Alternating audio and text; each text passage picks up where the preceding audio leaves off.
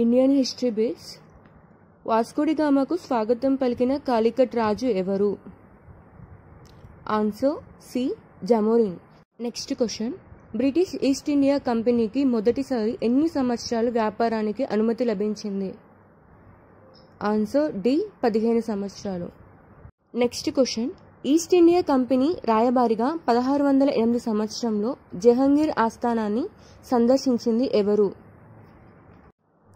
Answer A Hawkins. Next question. కలకత్తాలో నిర్మించిన కోట పేరు? Answer A Fort Williams. Next question.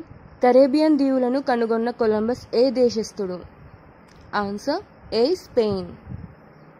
Next question. భారతదేశంలో పోర్చుగీసు వారి ప్రధాన కేంద్రం?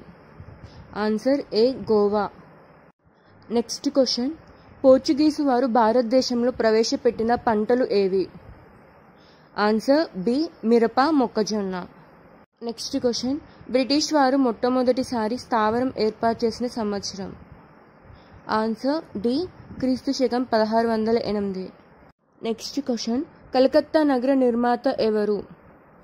Answer A Job చార్నక్.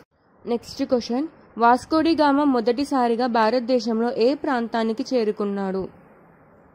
Answer B Calicut.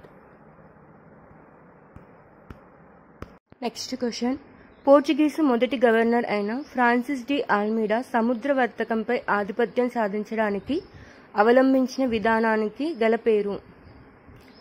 Answer B నీలి నీటి విధానం. Next question. సముద్ర వ్యాపారంలో లైసెన్స్ విధానం ప్రవేశపెట్టింది ఎవరు?